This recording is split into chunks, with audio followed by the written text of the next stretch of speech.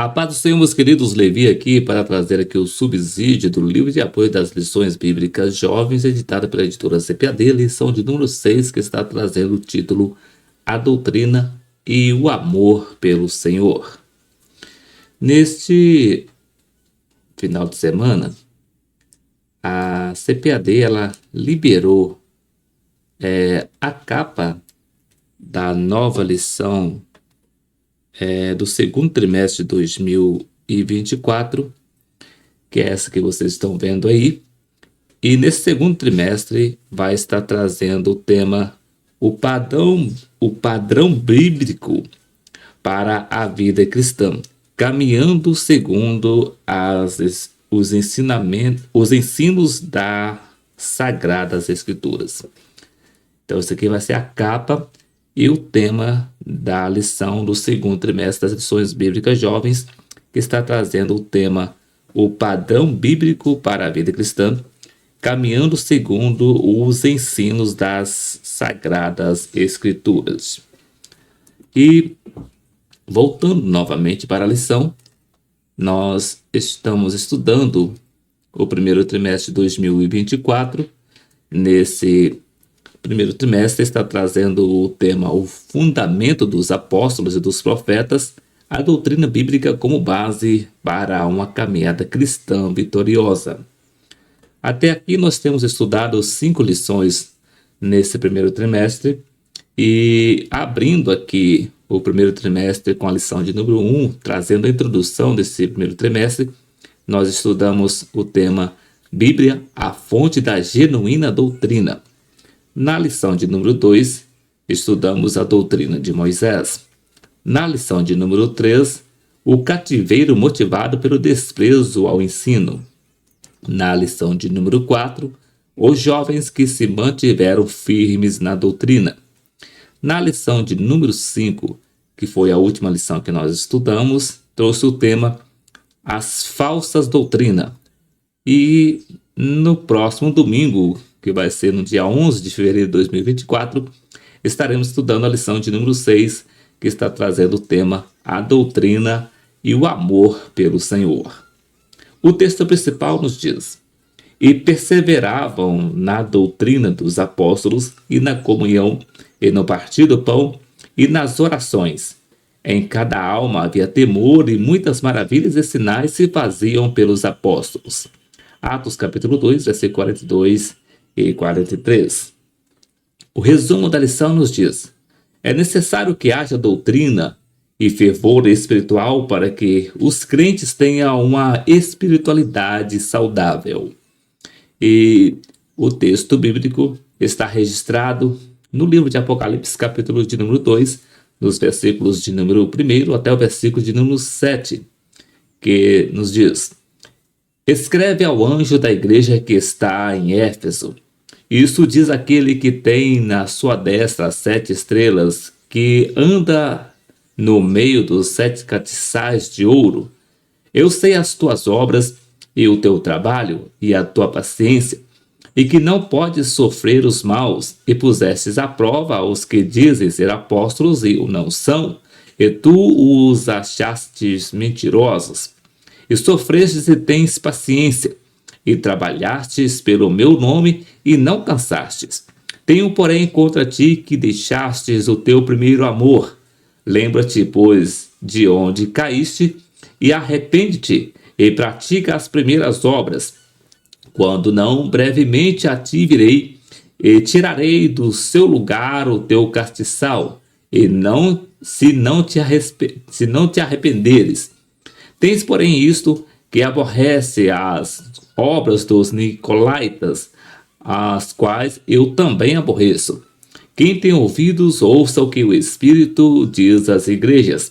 Ao que vencer, dar-lhe-ei a comer da árvore da vida que está no meio do paraíso de Deus. Introdução. A falta de doutrina produz muitos males. Um deles é a mornidão espiritual. Quando não há ensino bíblico, a missão da igreja é comprometida. Utilizando a igreja de Éfeso como exemplo nesta lição, Estudaremos a respeito de como os crentes se distanciaram do amor de Deus e de sua vontade. Veremos o perigo que cerca as igrejas na atualidade nesse aspecto. Essa lição também ressaltará que é necessário que a igreja fundamente suas ações no zelo doutrinário e no amor fervoroso por Deus. No primeiro tópico vai trazer o título A Igreja de Éfeso era firme na doutrina. No primeiro subtópico, a Igreja de Éfeso. No segundo subtópico, a Igreja de Éfeso e os seus principais desafios. No terceiro subtópico, a firmeza doutrinária da Igreja de Éfeso. No segundo tópico, traz o título O perigo de se perder o primeiro amor pelo Senhor. No primeiro subtópico, boas obras, porém sem amor. No segundo subtópico, o valor das boas lembranças. No terceiro subtópico, de volta ao primeiro amor. No terceiro tópico, traz o título Não há contradição entre doutrina e fervor espiritual. No primeiro subtópico, o problema dos extremos. No segundo subtópico, a importância do equilíbrio. No terceiro subtópico, doutrina e fervor espiritual, a combinação perfeita. Vindo para o livro de apoio, que está trazendo o tema A doutrina do amor ao Senhor, nos diz: poucos erros têm sido tão desastrosos do que a ausência de capacidade de relacionar o amor a Deus e a doutrina bíblica. A verdade é que, quando o assunto é equilibrar áreas aparentemente opostas, não é uma tarefa fácil. Entretanto, por tratar-se de temas centrais à vida cristã, como amor e doutrina, impõe-se essas necessidades, já que isso tem relação direta com a fonte, a base e a prática da vida de um cristão. Diante dessa realidade e dessa necessidade, a Bíblia oferece caminhos por meio dos quais o crente seja orientado e capacitado a trabalhar no sentido de não incorrer no grave erro de polarizar essas duas dimensões igualmente importantes, mas tenha condições de equilibrá-las e, assim, cumpra a sua missão como parte da igreja e agrade a Deus. Certamente, a referência bíblica mais viva a esse respeito é a que se encontra na carta do apóstolo João à igreja que estava em Éfeso. Mesmo porque, além de ser um exemplo claro e direto de uma igreja que enfrentou dificuldades em equilibrar doutrinas e amor fervoroso a Deus, essa referência bíblica reafirma a seriedade do assunto e apresenta o caminho pelo qual é possível que haja equilíbrio entre essas partes. Sendo assim, esse capítulo propõe uma análise a respeito desse assunto, mas sob uma perspectiva bem específica, oferecendo inicialmente informações importantes sobre a igreja de Éfeso, especialmente sobre o seu zelo, isto é, o seu compromisso doutrinário. Em seguida, já num deslocamento para a igreja da atualidade, mas ainda sobre o exemplo da igreja em Éfeso, a presente reflexão discorre sobre o perigo que a igreja corre de, ainda que inconscientemente, perder o primeiro amor pelo Senhor, bem como as suas implicações. E por fim, esta sessão trata de apresentar sobre o que pode ser considerado o ponto alto dessa reflexão, já que encara a desafiadora missão de provar e alertar a igreja de que, ao contrário do que muitos acreditam e, em certa medida, até estimulam, não há contradição entre doutrina bíblica e fervor espiritual. Aliás, a partir dessa abordagem, espera-se que fique claro que é impossível haver verdadeiro fervor espiritual separado da verdadeira doutrina, assim como é impossível que a sã doutrina seja ensinada sem que o amor a Deus não seja ativado no crente. Primeiro tópico. A igreja em Éfeso era firme na doutrina.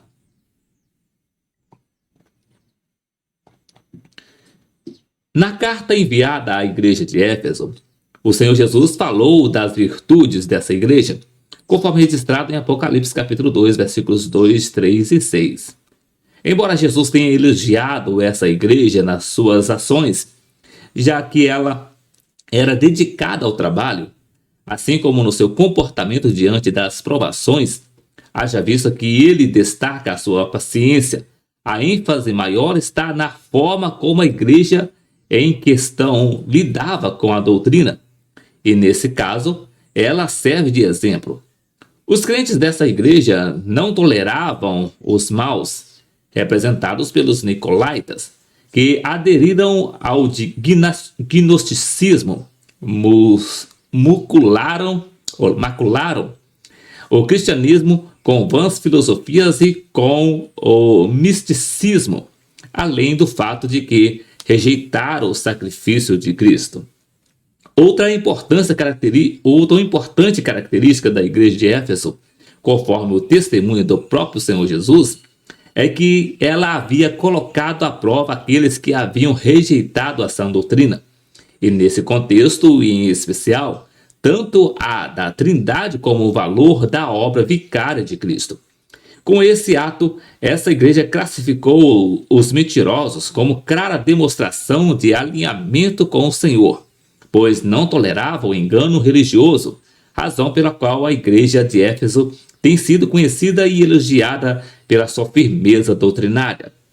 Sendo assim, essa primeira parte da presente reflexão começa com a exposição sobre a igreja de Éfeso em si, passando pela apresentação dos principais desafios que ela enfrentou nos seus dias, culminando assim com a elucidação da sua firmeza doutrinária, mesmo que tenha sofrido tantos ataques dos falsos ensinos da época.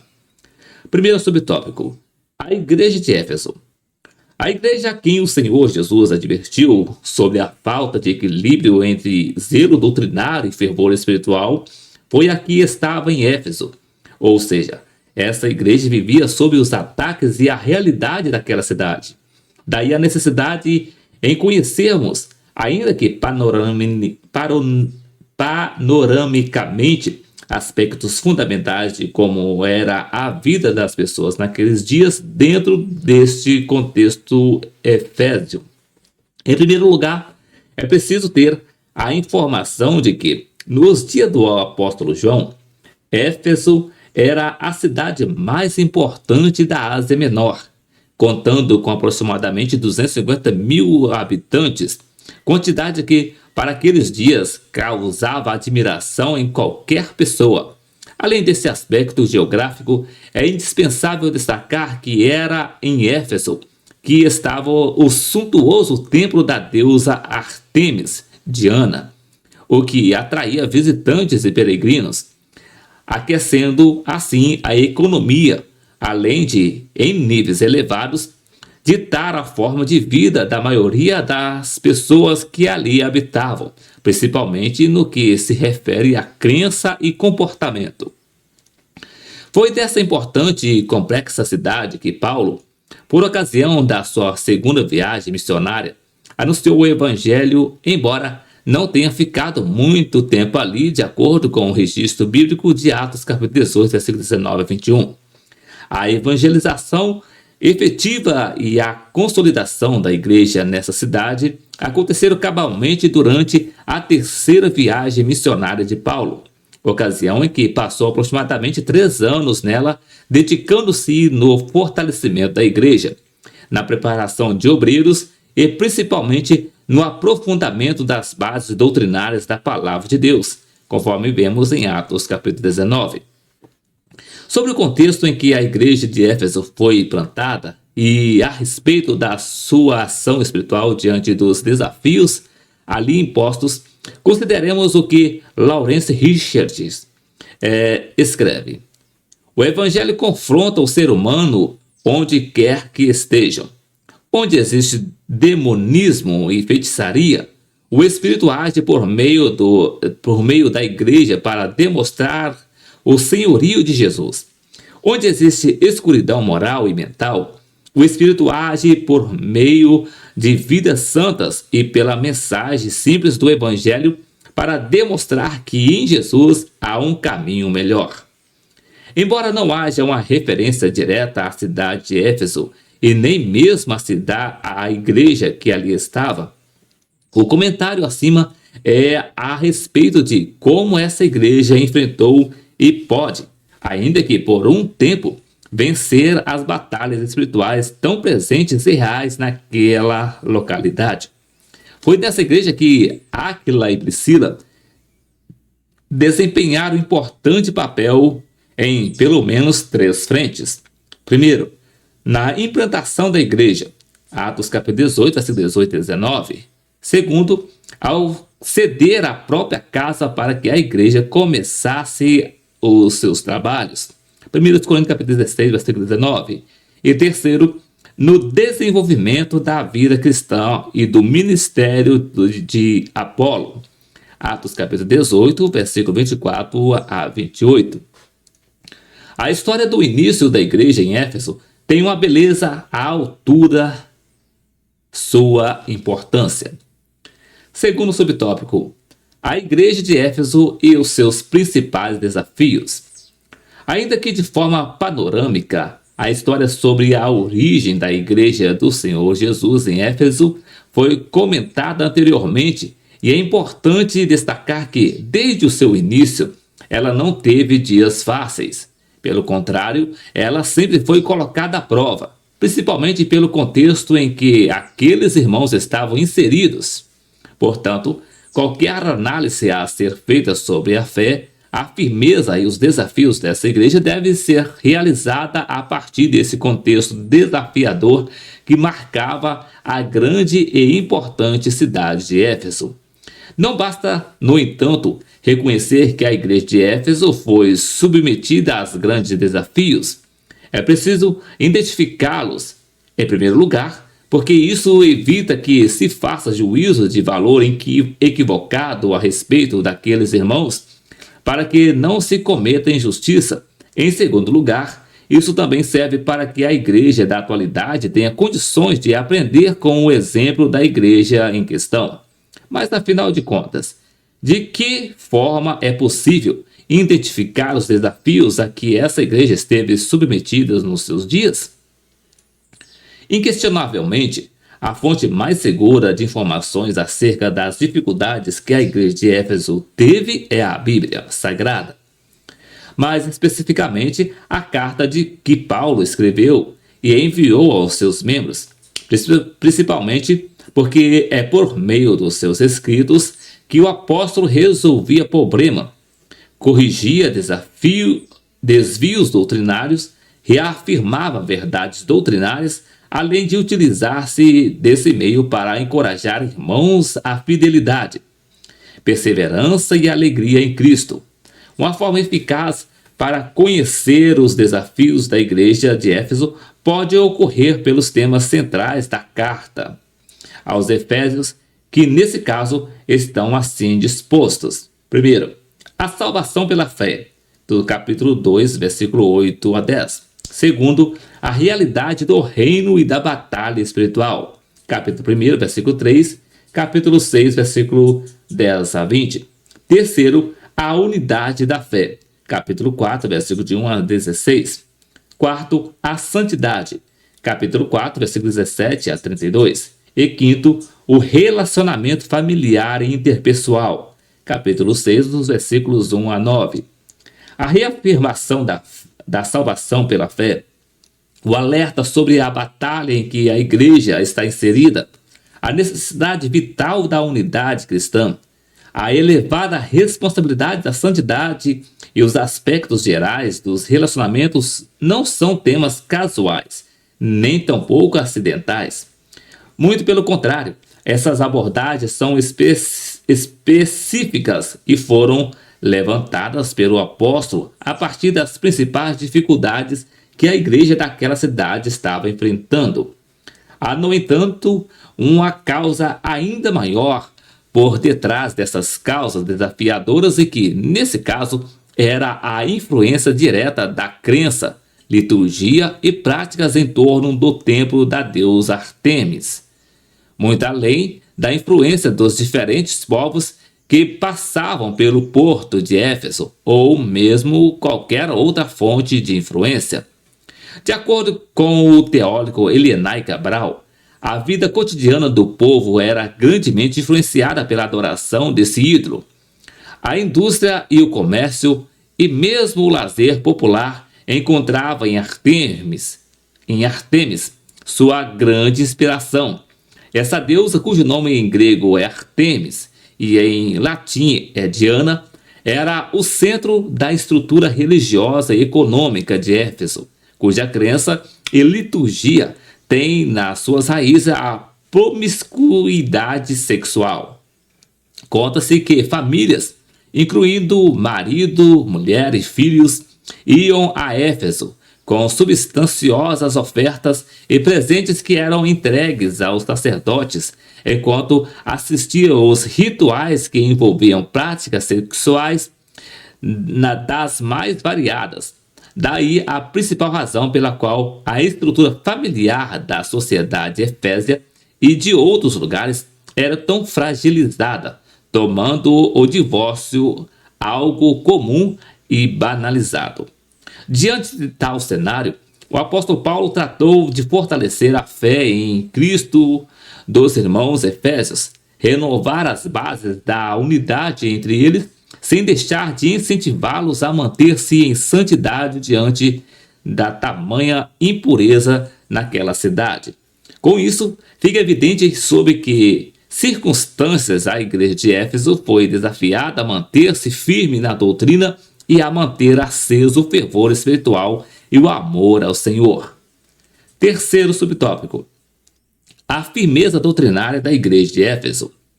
Historicamente, a igreja de Éfeso é uma das mais importantes e conhecidas da era primitiva da igreja. Isso não é casualidade, mas sim fruto do seu vigor espiritual, do seu comprometimento doutrinário e da sua relação com alguns dos principais líderes da história do cristianismo, que fizeram dela um referencial. Além da lição que se pode aprender por meio da carta que Jesus enviou à igreja de Éfeso, em Apocalipse capítulo 2, versículo de 1 a 7, as riquezas doutrinárias extraídas do contexto dessa igreja podem ser conhecidas mediante a carta que Paulo escreveu e enviou a ela, bem como as duas cartas que o mesmo apóstolo enviou a Timóteo, que, na ocasião, era pastor exatamente na igreja de Éfeso. Note as seguintes informações que, juntas, contribuem para que haja uma visão ainda mais apurada sobre as bases doutrinárias tão bem firmadas sobre as quais a igreja de Éfeso estava firmada. Primeiro, Paulo não se furtou ao dever de ensinar todo o conselho de Deus a essa igreja, não a privando de nada nesse sentido. Atos capítulo 20, versículo 27. Segundo, essa igreja foi pastoreada por Timóteo, obreiro que tinha a admiração do próprio apóstolo dos gentios. Filipenses capítulo 2, versículo 19 a 23. E terceiro, a razão pela qual Timóteo foi deixado em Éfeso foi para manter e proteger a boa doutrina. 1 Timóteo capítulo 1, versículo 3 e 4. Além disso, leve-se em consideração que João, o apóstolo amado, também pastoreou essa igreja. Aliás, a partir dessa localidade, ele pôde escrever muito dos seus principais escritos doutrinários. Não resta dúvida, portanto, de que a base doutrinária da igreja de Éfeso foi muito bem estabelecida e aprofundada, tendo sido isto provavelmente que fez com que ela supervalorizasse o zelo doutrinário, chegando a negligenciar o aspecto do fervor espiritual, vindo a incorrer no seríssimo problema de perder o primeiro amor pelo Senhor. Segundo tópico: o perigo de perder o primeiro amor pelo Senhor. Embora a igreja de Éfeso tenha sido firme do ponto de vista doutrinário e servindo de exemplo nesse quesito até os dias de hoje, assim como outras igrejas da sua época, ela teve as suas dificuldades e os seus erros, e, de certa forma, até mesmo a sua falha pode ser utilizada como exemplo e lição a ser aprendida. A igreja de Éfeso falhou na forma de lidar com o fervor espiritual.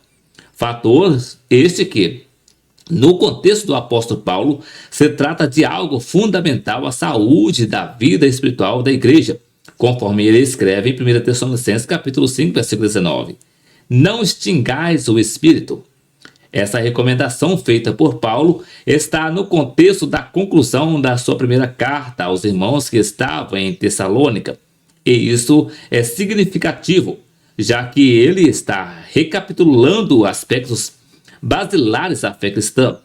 Logo, a manutenção de uma vida pautada e dominada pelo Espírito Santo, com a evidência do fervor espiritual, deve ser tratado como um dos pontos vitais da vida do crente. Isso fica ainda mais evidente se considerarmos o fato de que, depois de elogiar a igreja de Éfeso, o Senhor Jesus falou de apenas um aspecto que não o agradara ali. E é exatamente a ausência de amor que, conforme se verificará, pode ser tratado como falta de fervor espiritual, como prova de que esse é um tema caro ao Senhor da igreja. A igreja de Jesus deve tratar a possibilidade do esfriamento do amor a Deus como um dos principais perigos que eles cercam, pois esse ser em certo nível disso depende a existência ou não da comunhão com o Senhor. Primeiro subtópico: boas obras, porém sem amor. Conforme se tem visto, a igreja de Éfeso foi elogiada por Jesus. Ela, contudo, tinha lá os seus problemas, limitações e dificuldades. É verdade que, em termos de desqualificação, o Senhor falou de apenas aquela igreja. Não se pode, no entanto, pensar ser isso fator para minimizar as palavras de Jesus a ela. Afinal de contas, o erro da referida igreja aponta para algo vital, isto é, a falta de amor. A própria Bíblia afirma que, embora a correção tenha a sua função positiva de consertar e redirecionar quem, porventura, esteja na direção errada, ela não causa ainda que, inicialmente, prazer em quem a recebe, conforme lemos em Hebreus capítulo 12, versículo 11. E, na verdade, toda a correção ao presente não parece ser de gozo, senão de tristeza. Se a correção de um líder, de um pai ou de uma mãe ou de quem quer que seja traz um certo desconforto, ainda que a princípio, qual não foi o sentimento da igreja de Éfeso ao receber as palavras de reprovação e de correção do Senhor?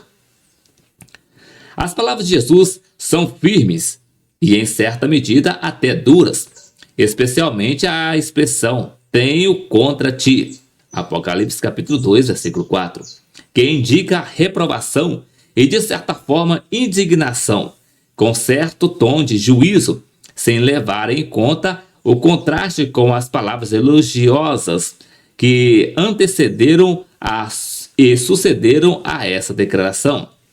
Se essa foi a única reclamação feita por Jesus à igreja de Éfeso, é uma clara indiciação de que o assunto tratado é importante e valorizado pelo Senhor. Mas, afinal de contas, qual foi o erro central dessa importante igreja? As linhas gerais e de forma direta, o erro da igreja que estava em Éfeso foi o de supervalorizar a guarda da doutrina, mas negligenciar o amor. Ficar Fica claro, portanto, que esse é um erro grave para o Senhor, e não somente isso, mas também deve servir de alerta à Igreja do Senhor na atualidade, já que mostra não só a possibilidade, como também a tendência que existe de valorizar-se algo importante, mas em detrimento de outra área igualmente importante. Cerca de 30 anos antes de João escrever o livro de Apocalipse, o apóstolo Paulo administrou a igreja de Éfeso a respeito da necessidade de equilíbrio entre verdade e amor, em Efésios capítulo 4, versículo 15 e 16. Ao que tudo indica, o líder já percebia essa tendência nos seus liderados. Além de outras lições, há duas que precisam ser elencadas aqui. Primeiro, não há campo neutro, isto é, ou a igreja abraça a verdade, o amor, e acolhe os bons frutos disso, ou ela abraça a um e rejeita outro, vindo a ter de colher os maus frutos disso. E segundo, a igreja de Éfeso abriu mão do amor, e isso implica em trocá-lo, substituí-lo, pois esse ato confirma que aqueles irmãos elegeram algo, por eles considerado como algo mais valioso, no lugar do amor. Externamente, ela era uma igreja perfeita, só que falhou aos olhos do Senhor por ter abandonado o primeiro amor, conforme lemos em Apocalipse capítulo 2, versículo 1 e 4. Diante de tudo isso, fica a lição que deve servir de alerta à igreja. É possível, sim, fazer grandes obras, mas estas podem ser realizadas sem amor. Segundo subtópico, o valor das boas lembranças. Há um ditado americano que diz que a peça que mais faz barulho é a que mais recebe graxa. Essa é uma tendência não somente aos que trabalham em engrenagens de grandes ou pequenos equipamentos, como também do ser humano na vida, já que é muito comum dar maior atenção a problemas que fazem mais barulho do que outros mais silenciosos, mas que, caso não sejam tratados adequadamente, poderão trazer terríveis consequências. Lamentavelmente, isso também se aplica à esfera da igreja, pois as pessoas tendem a não dar atenção ao que não causa tanta agitação. Chama-se a atenção aqui para dois aspectos. Primeiro, o afastamento do primeiro amor, como ocorreu com a igreja de Éfeso, confirma a tendência de não se dar a devida atenção àquilo que quase sempre ocorre silenciosamente no crente.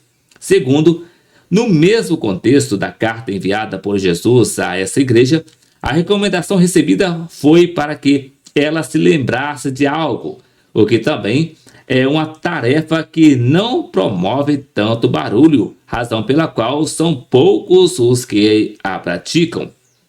No entanto, de acordo com o registro bíblico, a lembrança é um recurso poderoso estimulado por Deus. Gênesis capítulo 31, versículo 1, Levítico capítulo 23, Josué capítulo 4, Lamentações capítulo 3, versículo 21 a 24, Mateus capítulo 26, versículo 26 a 28, 1 Coríntios capítulo 11, versículo 23 a 34. Por essa causa, Jesus orientou a igreja de Éfeso dizendo: lembra-te, pois, de onde caíste, e arrepende-te, e pratica as primeiras obras. Apocalipse capítulo 2, versículo 5. O caminho da restauração para a igreja de Éfeso é composto de 3 partes, bem representados nos verbos lembrar, arrepender e praticar. Veja que lembrança é a que abre a sequência, e isso não é casual e nem acidental, mas pedagógico, pois demonstra que ao lembrar-se de onde esteve e de onde se encontrava naquele momento, a igreja ponderaria o que havia perdido, e assim poderia, por meio da oração e da busca fervorosa por Deus, arrepender-se verdadeiramente, voltando-se às primeiras obras como reflexos e demonstração de genuíno arrependimento. A igreja de Éfeso afasta-se das suas origens e a forma pela qual ela poderia reverter a sua triste situação seria pela lembrança desse período inicial da sua trajetória. A ordem para que a igreja de Éfeso se lembrasse foi para que visitasse a mesma fonte original para a sua revitalização e restauração. Terceiro subtópico: de volta ao primeiro amor. Inicialmente, é preciso dizer que, se a igreja verdadeiramente deseja cumprir o papel para o qual foi criada, deve conservar o primeiro amor, e isso servirá de válvula motora para as demais exigências. Por exemplo, a evangelização é fruto de um amor puro e divino, pois quando amo a Deus, um dos resultados disso é a obediência voluntária e prazerosa, assim como um ato de amor ao próximo. Mas o que realmente o Senhor Jesus quis dizer com a expressão primeiro amor? Debate-se muito no sentido de compreender o real sentido da expressão primeiro amor, usada por Jesus na sua advertência à igreja de Éfeso. Por exemplo, há quem defenda a ideia de que se trata do amor maior, quer dizer, o próprio Deus, e nesse caso seria o afastamento de Deus como a fonte de amor e o próprio amor, assim como existem os que defendem ser a perda do primeiro sentimento, o primeiro impulso, entusiasmo e empolgação na vida com Deus, e desdobrando-se numa ortodoxia separada do fervor espiritual, como clara demonstração de uma vida espiritual rasa. Há também uma linha de pensadores que atribuem esse amor como direcionado aos seus semelhantes. Nos seus primeiros dias, a igreja de Éfeso desfrutava dele, mas, em virtude do seu zelo, dedicou-se para salvaguardar a sã doutrina e, justamente nesse trabalho, acabou negligenciando o amor a Deus e ao próximo. Os efésios amavam mais a verdade do que a Deus ou do que uns aos outros. Eram crentes, mas desviaram o foco verdadeiro do amor. Eles necessitavam de uma correção de rotas que, inquestionavelmente, passa pelo arrependimento, humildade e boas atitudes. A esse respeito, atente para o que Richard Taylor diz. O termo caridade ou amor é interpretado pela maioria como significando amor fraternal. Os pais gregos da igreja primitiva acreditavam que a referência era a falta de cuidados pelos irmãos pobres. Outros associam essas passagens a Jeremias no capítulo 2, versículo 2, em que Deus acusa Israel de ter esquecido do teu amor quando noiva, isto é, os efésios haviam deixado seu amor por Cristo. A melhor proposta é a posição inclusiva de Charles Erdman. Esse era o amor por Cristo e o amor pelos companheiros cristãos. Os dois aspectos são inseparáveis. Diante dessa exposição, é possível afirmar que, em virtude de que Deus é a fonte inesgotável de todo amor e é o próprio amor, conforme em 1 João capítulo 4, versículos 7 e 8, a igreja que deixa o primeiro é o mesmo que deixar o próprio Deus e precisa voltar a ele urgentemente. A seriedade disso pode ser mais bem compreendida se o ensino de Paulo aos irmãos efésios de que os crentes ressuscitaram com Cristo e que estavam assentados em regiões celestiais em Cristo, conforme se lê em Efésios capítulo 2, versículos 5 e 6. A esse respeito, considere as expressões com e em Cristo, pois quando juntas denotam o estar e o andar com o Senhor. Isso culmina com o interesse que o Senhor tem de que a sua igreja continue na sua presença e que se levante para andar com os pés na terra e a sua mente nos mais altos céus. Boas obras não faltavam à igreja de Éfeso, mas ela foi orientada a voltar às primeiras obras, pois elas foram praticadas como fruto da comunhão dos seus membros com o seu Senhor. Sendo assim, ao advertir aquela igreja a que voltasse ao primeiro amor, o Senhor Jesus estava convocando-a a voltar-se para Deus novamente e assim realizar a sua tarefa, mas em comunhão plena com o Senhor. O caminho para a restauração do fervor espiritual de uma igreja não é outro a não ser voltar-se para o primeiro amor. Terceiro tópico. Não há contradição entre doutrina e fervor espiritual. Duas coisas já devem estar claras aqui. Primeiro, o erro da igreja de Éfeso fundamentou-se na sua incapacidade de equilibrar zelo doutrinário com fervor espiritual. Segundo, as consequências da falta de equilíbrio entre zelo doutrinário e amor a Deus podem ser fatais, além de entristecer ao próprio Senhor. Dessa maneira, destaca-se o fato de que a igreja necessariamente deve buscar equilibrar verdade e amor, doutrina e fervor espiritual.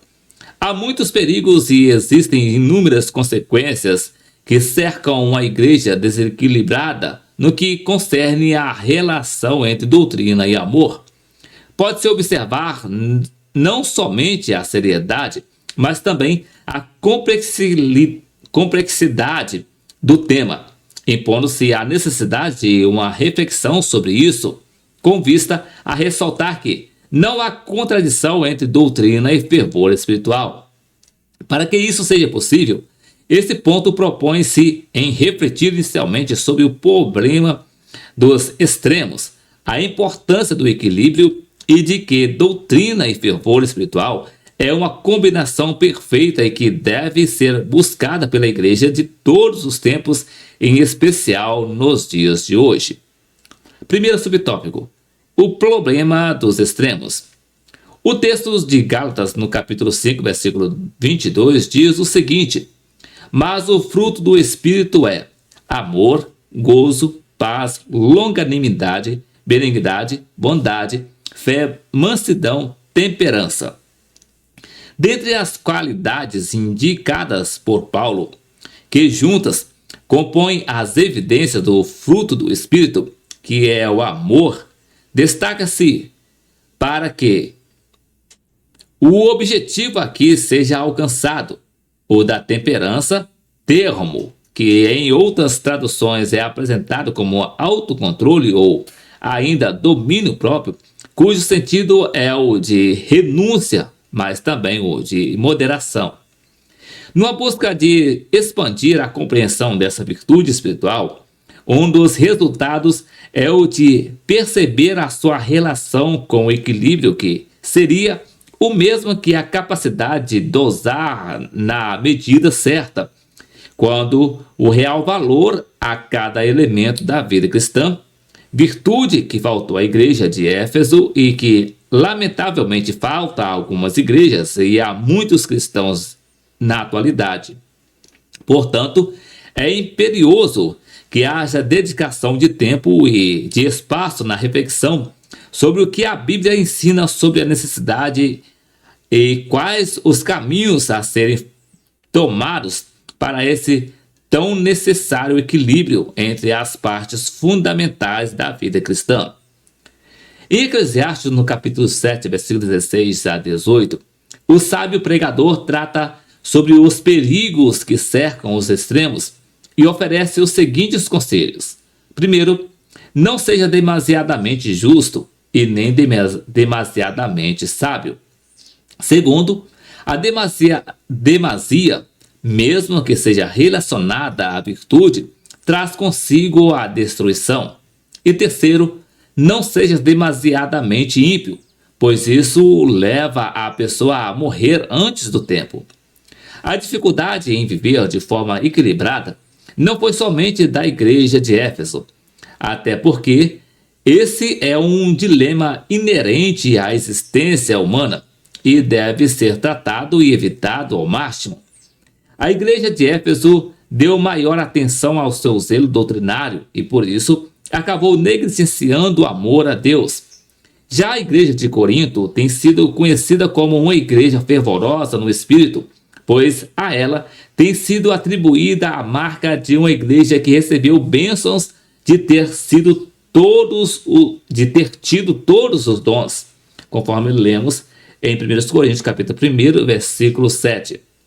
Por outro lado, ela falhou na observância e cumprimento das bases doutrinárias da vida cristã, como na unidade. 1 Coríntios capítulo 1, versículo 10 a 13. Além de tantas outras, como se vê ao longo das duas cartas que Paulo escreveu e enviou a ela. Há muitos prejuízos que decorrem de uma vida pautada nos extremos, tanto na vida pessoal como na vida da igreja. No caso de pensar na vida da igreja, o principal prejuízo está no fato de que, ao supervalorizar uma área, ainda que seja legitimamente cristã e valiosa, e desprezar outra área igualmente importante, isso resultará em disfunções na saúde espiritual da igreja. E caso não haja arrependimento e uma busca verdadeira em Deus, os danos serão terríveis. Daí a necessidade de uma vida espiritual equilibrada. Segundo subtópico, a importância do equilíbrio. Ao criar o homem, Deus constituiu-o de espírito, alma e corpo, e isso deve honrar e servir a Deus em conjunto. Gênesis capítulo 2, versículo 7, 1 Tessalonicenses capítulo 5, versículo 23, Mateus capítulo 22, versículo 37. Tudo que Deus faz é bom. Logo, cada parte da composição humana é boa, e cada qual, no seu lugar, cumpre a sua função. Gênesis capítulo 1, versículo 31. Dentre as referências bíblicas aqui expostas, atente-se para 1 Tessalonicenses no capítulo 5, versículo 23, que diz: E o mesmo Deus de paz vos santifique em tudo, e todo o vosso espírito e alma e corpo sejam plenamente conservados irrepreensíveis para a vinda de nosso Senhor Jesus Cristo. Ao tratar sobre a doutrina da santificação, não há ênfase maior a uma das partes constitucionais do ser humano em relação à outra. Pelo contrário, o apóstolo Paulo fala de igual forma de santificação no espírito, na alma e no espírito do homem. Eis aí uma firme demonstração de que, para Deus, todas as partes são importantes, além de reafirmar a necessidade de atenção a todas as áreas sem negligenciar nenhuma. E uma das formas pelas quais isso pode ser chamado é equilíbrio, ou seja, a capacidade de dosar as coisas em conformidade com a necessidade de cada área, sem que nenhuma seja esquecida e nem outra mais valorizada. Em outra ocasião, Paulo tratou sobre isso ao admoestar a igreja em Roma para que entregasse tudo, sem reservas e sem diferenças, no altar de Deus. Atente para as suas palavras em Romanos capítulo 12, versículos de número 1 e 2. Rogo-vos, pois, irmãos, pela compaixão de Deus, que apresenteis o vosso corpo em sacrifício vivo, santo e agradável a Deus, que é o vosso culto racional. E não vos conformeis com este mundo, mas transformai-vos pela renovação do vosso entendimento, para que experimenteis qual seja a boa, agradável e perfeita vontade de Deus. Esse texto reforça o conceito de Paulo de que tanto o entendimento aqui representado, coisas invisíveis, quanto o corpo, aqui como algo visível, tem o mesmo valor diante de Deus e deve ser cuidado e entregues em adoração a Ele. De igual modo, e com a mesma intensidade. Deus é um ser equilibrado e valoriza a moderação. Logo, uma igreja capaz de equilibrar os seus valores, consequentemente, refletirá o caráter do Deus que serve. Deuteronômio capítulo 5, versículo 32, Josué capítulo 1, versículo 7 e Provérbios capítulo 4, versículo 27. O excesso é o antônimo do equilíbrio. Por meio do excesso, Satanás domina a mente e o coração dos humanos. Contrariando a estratégia do diabo, o Senhor Jesus, em momento algum, insinuou que o fervor espiritual, representado na expressão o primeiro amor, seja de valor superior ao zelo doutrinário e defesa da verdade. Ao contrário disso, fica claro que Jesus voltou-se contra a igreja de Éfeso por ela ter abandonado uma parte, alegando ser amante de outra parte, quando a vontade do Senhor é que todas as áreas que envolvem a vida espiritual da igreja sejam valorizadas, cuidadas e alimentadas na mesma medida. O desejo de Jesus é o equilíbrio entre uma combinação perfeita. O desejo de Jesus é o equilíbrio entre essas duas partes. Afinal de contas, doutrina e fervor espiritual são uma combinação perfeita.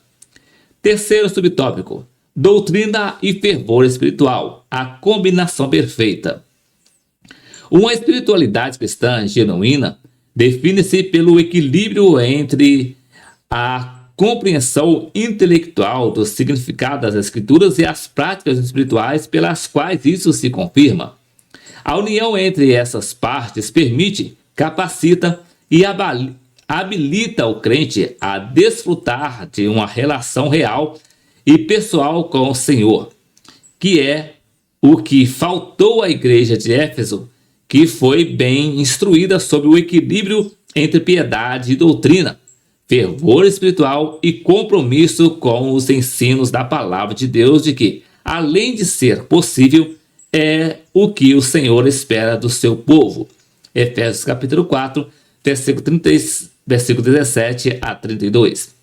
Infelizmente, com o passar do tempo, essa igreja perdeu tal combinação entre a doutrina e o fervor e encontrou-se numa apatia espiritual. Uma igreja que valoriza, busca e trabalha pelo equilíbrio entre doutrina e fervor espiritual protege-se da heterodoxia desenfreada e da ortodoxia morta, isto é, sem a vida de Deus em consequência de uma vida. A igreja, portanto, deve buscar a combinação perfeita entre zelo doutrinário e fervor espiritual, assim como conhecimento intelectual e amor pelo Senhor, pois agindo dessa forma, ela poderá resistir aos ataques dos falsos ensinos e trabalhar em favor do crescimento e aperfeiçoamento da vida espiritual dos seus membros. Voltando para a lição, a conclusão nos diz assim: o exemplo da igreja de Éfeso reafirma que, por mais bem estruturada que possa ser a igreja, sempre terá problemas e pendência a serem corrigidos. Essa igreja incorreu no erro da falta de equilíbrio entre o compromisso com a doutrina e o fervor espiritual causado pelo abandono do primeiro amor e o afastamento de Deus. Sendo assim, vimos os perigos que a igreja corre quando lhe falta equilíbrio entre o preparo intelectual e o fervor espiritual. Então, meus queridos, esse aqui foi o subsídio do livro de apoio das lições bíblicas jovens, editado pela editora CPAD, lição de número 6, que trouxe o título A Doutrina e o Amor pelo Senhor. Na próxima semana, se o Senhor Jesus nos permitir, regressaremos aqui para deixar aqui o subsídio do livro de apoio das lições bíblicas jovens, lição de número 7, que vai estar trazendo o título A Doutrina que dá vida e expulsa demônios. Que Deus em Cristo abençoe a sua vida e até o próximo vídeo, querendo o Senhor Jesus.